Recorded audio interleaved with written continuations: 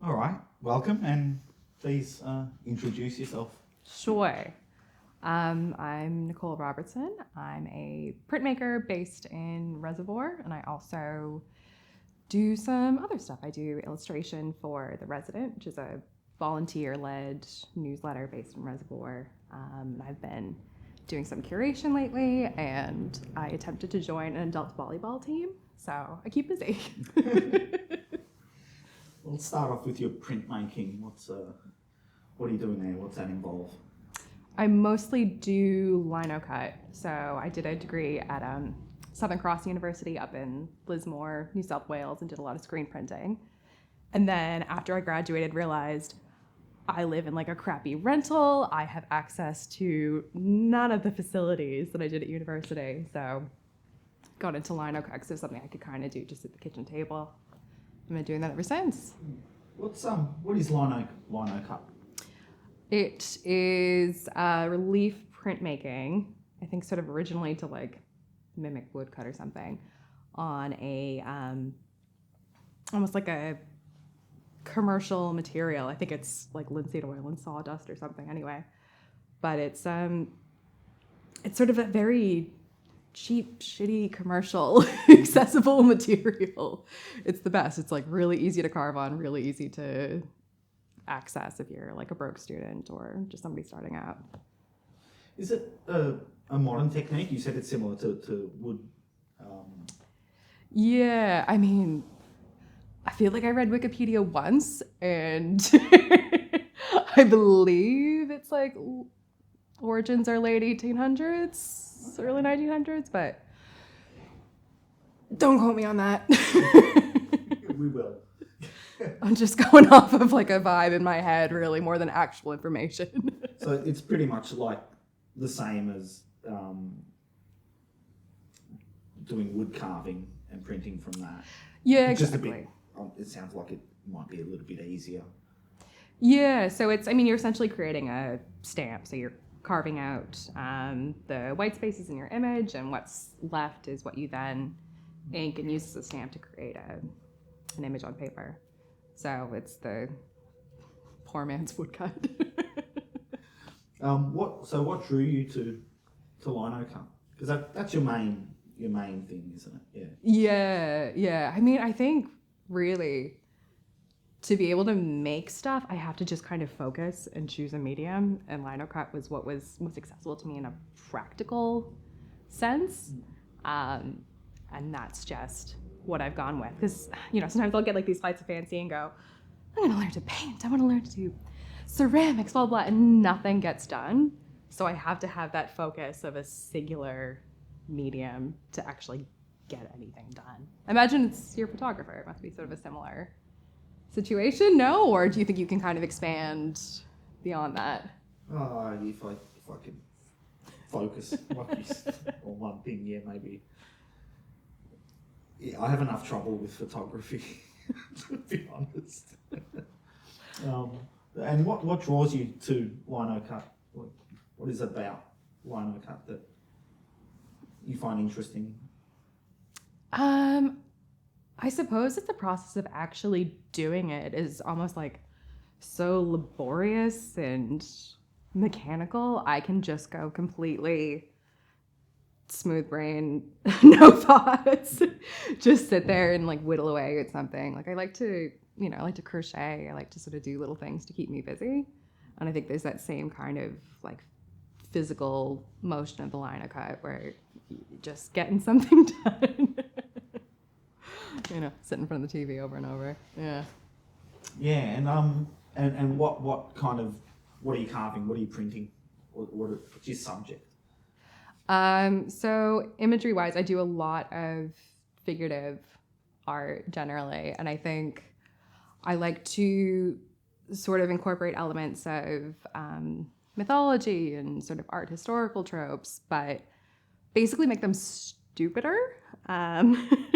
What do you mean by stupider? I like to sort of be able to incorporate, humor and these kind of just mundane, shitty, dirtbaggy suburban aspects of life into my work. So I mean, I have one where I've sort of put together imagery from like the myth of Dionysus and sort of Artemis and Greek myths compared with like a American suburban mall, and there's like fast food and there's wrapping and there's cups, and I like to just take away the pretentiousness almost of making art by being able to mash in the like dirtbag aspects of my everyday life, and it just, I don't know, it like cuts the preciousness of it somehow to have a bit of humor. So yeah, that's what I work on. I noticed a few artists I've spoken to are very interested in mythology. Yeah. You're the same. What is it about mythology that draws artists in general and you? What do you think is happening there? I mean, I like a bit of like the Joseph Campbell take on it, where it's taking these sort of subconscious psychological processes that are sort of universal, and we're attaching tangible imagery to it. So, it's a little abstract to think of the process of experiencing some challenge and growing up through it. But when we can look at it through, the hero has to conquer some monster or whatever, it's almost easier to grapple with. And I think making stuff as an artist is, for me, doing a little bit of the same thing. So I'm kind of processing the wishy-washy emotions of my subconscious and to make it into an object. It's a lot easier to grapple with something that's in front of you, I think. Yeah. Is the interest in mythology like a function of the art making? Like you're interested in it because it helps with your art making, or is the art making a function of your interest in mythology? If that makes sense. I'm not sure if that made sense as a question, but I think you know what I'm getting at. I mean, I suppose it's just stories are interesting. I'm sitting around watching TV anyway, so it's just something else to be able to play with in art making. But I mean, even outside of art, I think people are drawn to mythology. I think that sort of universality of our experiences that we just want to constantly see repeated and repeated. There's a comfort to it. Yeah. Is there is it just like ancient mythology, or are you interested in, I guess, current mythology, like religions and stuff like that, or is it kind of the ancient stuff like Roman, Greek, Nordic, all that sort of stuff? I've gone hard on the Greek mythology. I've done a bit of that, and I want to actually like expand a little bit. I pitched a solo show at a gallery to do works on the apocalypse, and I want to look at like the Book of Revelations in the Bible and kind of use some hell imagery. So I'm hoping to get out of the Greek mythology thing a little bit and try something new. But no, I think that's probably all I've explored, just because it was like, that was what we did in school. It's all I've been exposed to. Yeah. Have you explored any kind of like maybe African mythology or Asian or maybe South American even? Nah, I got nothing. Clueless. Well, you might probably should expand a little bit. Yeah, not a bad idea. I'm sure there's some interesting things there. Now, you're not from here. No, I'm not. Do I have an accent? Just a slight one. Yeah. You know? Where are you from? So I grew up in Massachusetts in the U.S. I went to school in Brooklyn and New York for a couple of years, and then came to Australia as a study abroad exchange student, and ended up switching over to that university, graduating there, moved to Australia, blah, blah, blah. So you studied art both in the United States and here? In Brooklyn and regional New South Wales, yes. How were those two experiences different from? I'm sure they were different. Yes. In what way? I mean, I suppose like when I first came to New York, I was 18 years old, and it was insane. It was mind blowing. Like we would have assignments in my art history class to go to the Met to look at the actual painting in person and do our essay on it. And it's just, I can't believe I had that experience.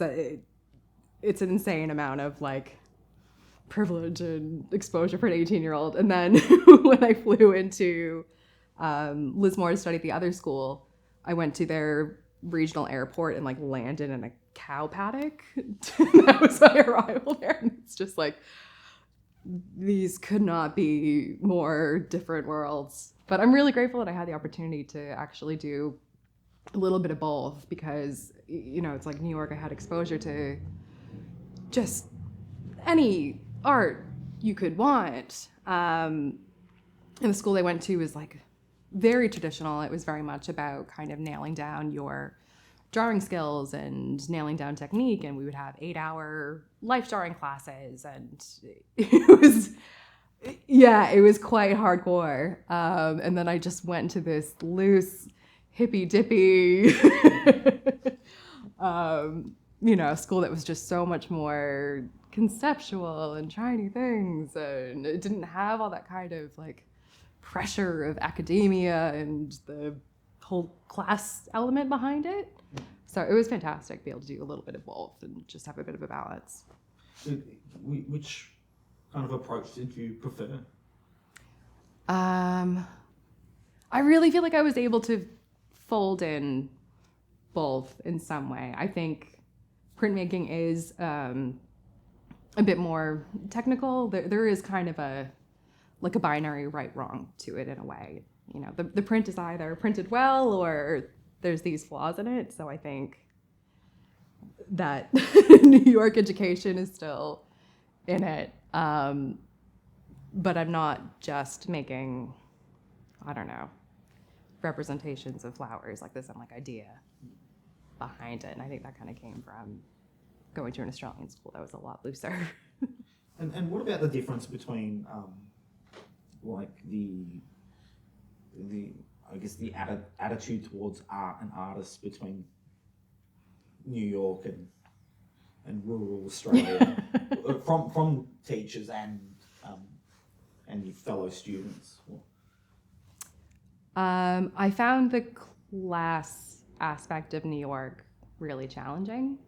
I had just come from suburban Massachusetts, very like minivan, normie kind of environment, and just was around these rich kids. And, just socially found it really quite uncomfortable. It was a wonderful experience in terms of learning, but socially just really put my hackles up in a way. So yeah, I think the attitude towards art in that New York environment, it was not as accessible or approachable or welcoming as what I've then found in Australia. I mean, would you consider like being an artist as like a wealthy person's pastime, basically? Yeah, for sure. It's like when I first graduated, I tried volunteering at some galleries. I tried volunteering to get like free internships and stuff like that to try to get my foot in the door art-wise, but I couldn't afford to work for free. I remember having this experience at a gallery where I got called in overtime for a shift. I had to cancel on my unpaid volunteer gig, which obviously I didn't love because, they were relying on me to do the thing that day, but it was like, sorry, but I needed money. And sort of didn't continue the relationship with that gallery because obviously I didn't want to have me around anymore. So it was hard it didn't feel like I was able to make art until I was in my 30s with a good job and stability and a certain amount of privilege to be able to go, okay, I'm going to work 4 days a week and I'm going to be able to buy paper and framing and gallery fees and blah, blah, blah. And it's just, I would have never had the opportunity to do that if I wasn't, I don't know, like a white lady who likes spreadsheets. I mean, do you think there's benefits to not having that, kind of, I guess, more privileged background where you can just indulge in anything you want. Do you think you've gotten a benefit from that? Do you think it's helped your creativity having the? I think creativity is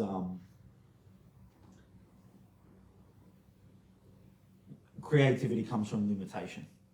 You know, that really will make a person, just in general, think creatively to solve problems. Yeah. Having limited resources. They want to do something. They haven't got the money, the resources, so they think creatively to achieve what they want to achieve. What do you think of that in your work? You know, having to responding wait to something. and all that. Yeah. I mean, I think it made me a little bit cranky. I think it's guided some of the. I think I make work that is intentionally kind of silly and stupid sometimes because I had that experience of feeling quite excluded by the class elements of art, and I do think it provided a certain amount of fuel. But also, you're right in that it sort of it took away pressure in that I was able to just marinate in my ideas in the comfort of my own home for a couple of years without the pressure of showing stuff or pursuing it sort of professionally. So I think I was able to spend my 20s kind of slowly researching and building on ideas. And then once I was financially able to do so, I was able to put work out there. Yeah, and what kept you motivated? You never thought of maybe not doing it?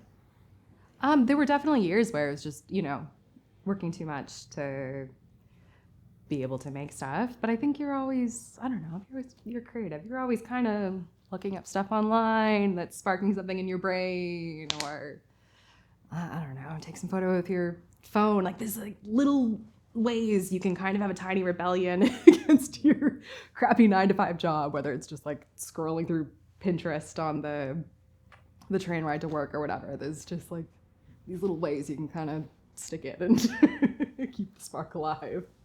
So I think I did a lot of that. Just so something you feel like you can't switch off. Like if you wanted to say, turn around tomorrow and say, "Oh, I'm not going to make any more art." Do you think you'd be able to do it? Oh, that would feel terrible. Why would I want to do that? I don't know. Like, do you ever go to like an art museum and you see something you like so much that it just like, it almost like pains you and makes you feel shitty because you're just like, I just want to make something that makes me feel the way that this does. I think you would permanently move through the world like that if you weren't able to make shit. Yeah, I'm definitely not suggesting that you try and stop. It's just it's something I've this is your plan for the podcast. Quit now. Yeah, just stop doing it. And, but I've tried, but I couldn't. Yeah, right. And I'm just curious if you've had this period where you weren't really making anything. A lot of people would just kind of fade away. The desire would fade away, but obviously the desire stayed with you. And so for you as well, what were you doing in your time where you weren't able to, access materials, whatever it was for you? I never really had a moment where I couldn't access materials. Yeah. I think I was just getting overwhelmed and just thought, I've had enough. But even then, I just needed a break, not to stop. Because I'm of the opinion that creative people have something wrong with them in a way. Thanks. And obviously I'm interviewing you, not you me, so I'm not going to expand on that too much. So. I know. But yeah, there's something different. Yeah. About a creative, and especially a person who continues up against all the challenges. And I'm sure you've had your challenges. I mean, I don't know how much of a challenge it is to be like, oh, I can afford to live in a major Australian city, but I have to work in a call center. Like, Well, selling, come on. Even selling work. I mean, selling work, certainly. I'm not making a living off of it at all. It's just like this cute hobby I have. Yeah, I mean, I've done shows where I've spent money on, the gallery fee and the framing and the materials to do the actual work. And then maybe walked away with like $15 a piece sold, or had to mark up my piece so much to kind of make up for the cost that went into it that it then didn't sell because I was pricing it for more than it was realistically worth. Well, how do you go about pricing your work? Just like close my eyes and like spin a globe and point at something.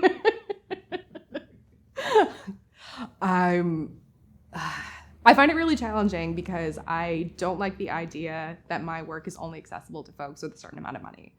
And I think printmaking as well, I can just make infinite copies of my stuff, and I can almost go off of like economies of scale, and I can price it quite low and hope that I sell a lot. And I like that approach. I like the idea that, my work could be for anybody on a particular income. So I've been told that I price my stuff a little bit lower, but it just feels better to me to do that necessarily. And, I'm really just trying to make money back on what I put into it. I'm just hoping to break even.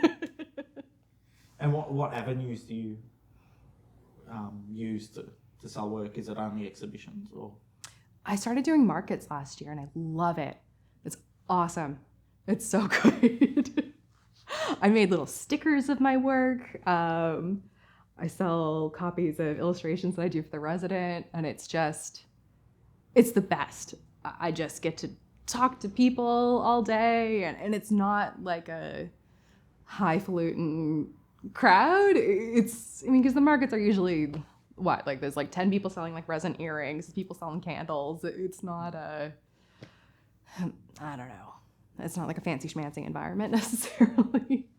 So I've done some really silly prints. Like I have ones that are like little butts with faces on them, and I get like little kids coming up to my stall and kind of like it's awesome. It's my favorite. I love doing the markets.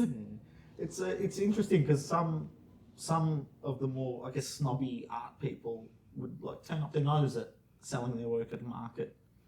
Fair enough. Maybe that's some of the people I've come across, but I think it's great. I think it makes the art accessible, and because art's for everyone, not just like fancy galleries and collectors and whatnot. Yeah. So is that? But you still do the gallery thing as well. Yeah, because I think also it's two different types of work almost is what I worked out, where I can do my really silly shit for the markets. I could do my butt people. I did a print of, it's like a half cockatoo, half mermaid, just because I thought it was kind of funny. So I've got stuff like that, and I think I probably do a little bit more of maybe conceptual exploration and gallery shows. So I did the show recently at an assigned gallery where I made a lot of work about having chronic illness, and that's not necessarily something that's like cute and fun to chat about at a market stall when people are just trying to buy their little, potatoes on a stick or whatever. So it is sort of nice to have maybe like two markets for different types of ideas. And I want to talk about, you mentioned the Rezzadent. Yes. What is that? The Rezzadent. It started in lockdown on like a Reservoir Facebook group. It's a volunteer newsletter. So folks write really, it's mostly kind of lighthearted articles about the community. So there was one about a boy who is walking his chicken on a leash around the neighborhood. That's a real thing. Yeah. Someone was walking a chicken. Yes, it is hard-hitting news at the Rezzadent. Wow. Like there'll be recipes, there'll be nice little things that are happening in the neighborhood. And also, talking to some of like our local counselors and talking about the Preston Market. It's very kind of hyper-local, community-based. Anyway, So I do illustrations for that, and I also work on the events page, which I really sort of enjoy as a way of almost kind of like amplifying some of the stuff that's happening in our neighborhood. So reaching out to local businesses and organizations to help to kind of get the word out about their event. So yeah, it's like a fantastic little publication. It's online mostly, and then we've got a tiny bit of funding to have print copies out in cafes in Reservoir. Is this something you started or was started with some other people? No, sorry. So there is a woman named Shannon who is our queen, our editor-chief woman, whatever you call her. So she works in media in her day job and started the Rezzadent just as a lockdown project, just something to do. And got a bunch of us on board. So we've got, editors and photographers, and there's a couple illustrators now, and folks who just want to kind of write in their spare time and send in little stories. It's awesome. And I guess how has that kind of benefited your creative journey? Because I am so sort of strict about I do lino cut, I do printmaking. It was nice to do something that is totally different, actually. Do little, it's like no pressure, little line, watercolory illustrations. It just, I don't know, it felt like something that was actually just for fun and not me pushing myself to be an artiste. Do you think working to a deadline helps a little? Do you make work specifically for, so you'd have to work to a deadline? I'm terrible about the deadlines. I am consistently a week late. That is my deadline, is like, what is the absolute latest I can get this to you? It's terrible. It's very terrible. You need to be on time. I'm busy. I got a lot going on. Now, you mentioned curating as well. This is something new you've ventured into, isn't it? Yes. So I curated my first group show at Unassigned Gallery in Brunswick about a month ago, which was such a rewarding experience. So I wanted to do a show about the body. The show was called People, and I did sort of a call out to find different types of artists working with figurative imagery. So I guess my initial sort of spark for that one is that I got really grumpy about seeing figurative art that's just kind of pointless, sexy ladies. Sort of just no idea behind it. It's just always kind of a white lady lounging in a thin body, and sometimes she has like a different hat to express any kind of like difference in the work. So my hope is that I could almost find like a survey of different types of bodies, different types of artists making work about the body, and have figurative work be sort of like the thread that tied it all together. And it was awesome. We got like so many different types of people. We got, sculptors and photographers, and we had a tent that you could physically crawl into. It was just, I don't know, the whole thing was such a rush. I absolutely loved it. I saw the show. Yeah. It was a great show. What was that experience like? Did you have to knock anyone back? Yeah, so there were close to 100 applicants, and I think in the end we went with 20 people. So there was quite a few people that got knocked back, which I felt terrible about, honestly. I mean... I guess, without being specific, you don't need to be specific, but what made you accept some work and then reject others?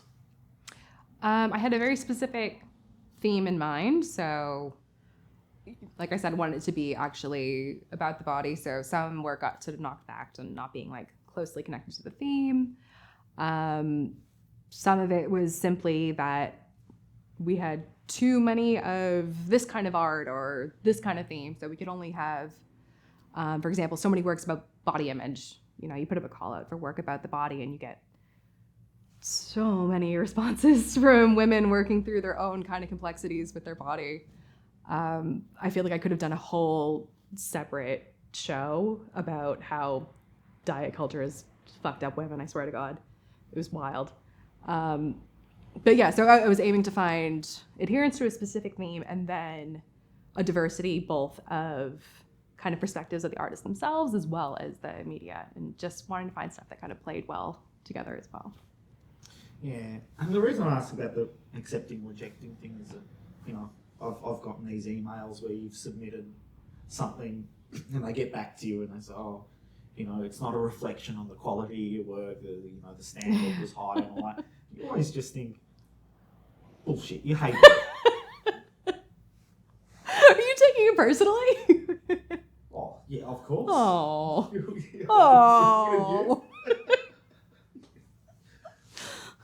It's okay. And I guess I'm sure other people would like to hear it from the other side. And is it true? Is it a reflection on the work, or is it just because the standard was so high and it, you know, kind of came down to what fit into the show, like you explained? Oh, easily. And I suppose that we had so many responses as well, where you're going, okay, so I have 2 works that are about, I don't know, living in like a non-binary body. So I can go with the artist that is a little more developed in their ideas, for example. So, I mean, in some sense, yeah, there were some folks who were knocked back because they need more time. Yeah. Yes, yeah, what I'm trying to get to is for people not to get disheartened by getting rejected, because, you know, part of being an artist is you're going to get a lot of artists, or most artists, get more rejections than they get acceptance, you know, especially for group shows and competitions and stuff like that. So it's kind of nice. So you could feel better. Yeah. Oh yeah, I mean, it doesn't hurt me anymore, but especially early on, it can be disheartening to kind of get knocked back. And Oh, totally. It's a vulnerable thing to put your artwork out there as well. And so you curated the show at Unassigned. Yep. And it sounds like you enjoyed it. Is that something you're going to do more of in the future? Potentially, yeah. I'm really interested in it. I'm working on my next gig is called the Reservoir Little Art Gallery. So I'm doing that for the City of Darebin's Fuse Festival. And it's going to be literally like a miniature art gallery, like the size of like a fridge. And I have some funding to purchase artworks to stock it. So I've got maybe half of that curated at the moment. And so that's going to be works from people living in Reservoir, and the aim of it is to find kind of both traditional media, like painting and sculpture and stuff that we sort of recognize in art institutions, but also to pull in works that people do in their spare time. So I want to find somebody who's like really good at knitting, and I found a really talented henna artist. I just want to be able to sort of platform other forms of creativity that aren't necessarily coming from like this academic institutional place. So yeah, I'm psyched about that. I mean, most artists out there are not full-time artists. Mm. Or, you know, I'm not even comfortable saying about myself that I'm an artist, but I will say I'm a creative. But yeah, most creatives, just unknown. Nobody knows who they are or what they do. Sometimes a lot of this art doesn't get seen. So I guess, you know, you giving an opportunity to creatives like that is it could just drive them forward into kind of putting their work out there, which is good. We'll see how we go. Yeah. But how do you find these people?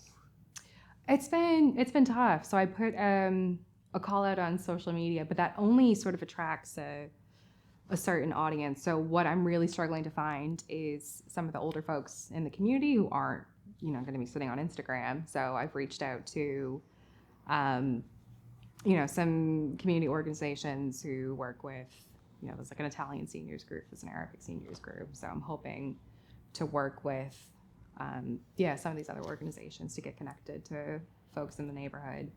Because I suppose if it's just the people who I have within my arm's reach, it's gonna look like a very, young gentrifier show. It's not gonna look necessarily like the community that's been in Reservoir forever. Okay. Well, I want to kind of tie this off by going back around more or less to the start, talking about your lino cut again. Yeah. The work of yours that I've seen, it's all black and white. Yeah. Is there any plan to bring some colour in? The pressure. Free color is another tube of ink I've got to buy, and ink is expensive. No,